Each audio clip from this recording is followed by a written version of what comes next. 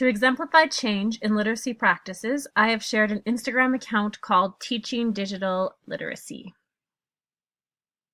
The account is created by a former technology teacher who is helping parents navigate the world of technology with their children.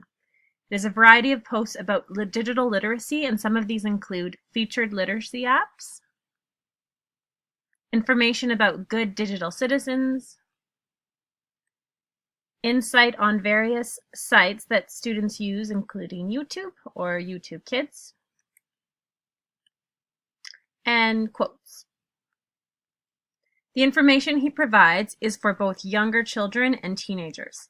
This account is currently in use, and he posts quite regularly, usually a post every few days. My response is to the CBC clip called Reading by Ear. In this radio segment, Michelle Macklem discusses how some individuals don't consider listening to audiobooks as reading. She begins by explaining how audiobooks have been around since the 1930s up until today. Originally, audiobooks were used for people who were visually impaired. These audiobooks were described as neutral, with no dramatic effect in their expression.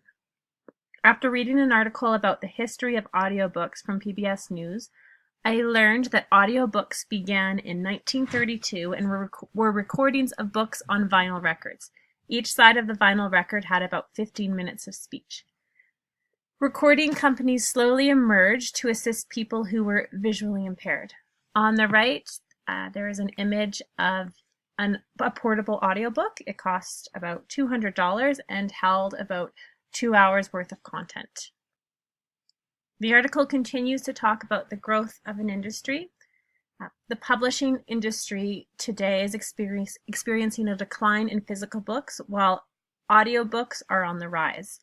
Audio Publishers Association did a study in 2016 that tracked the industry, and they've discovered that the audiobook sales totaled $2.1 billion compared to hardcover books, which sold $1.8 billion in the year of 2016.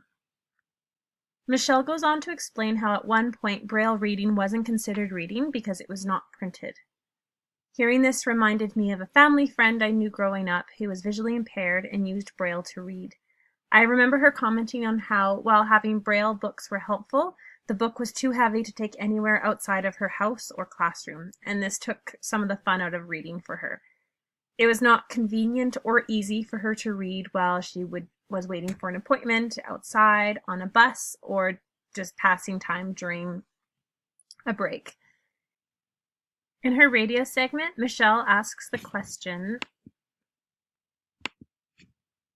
what do we consider reading? Hearing this has inspired me to modify the setup of my literacy groups and reading opportunities within my own classroom. I think classrooms in the past have been set up with the idea that reading should be strictly a print and paper format only.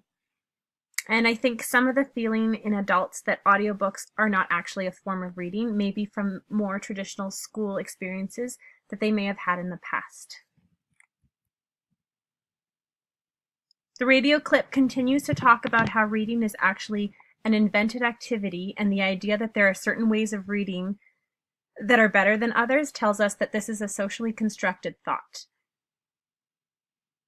I'm ending off on a quote that I came across while creating the screencast. Reading a book and listening to an audiobook are two different paths that lead to the same destination.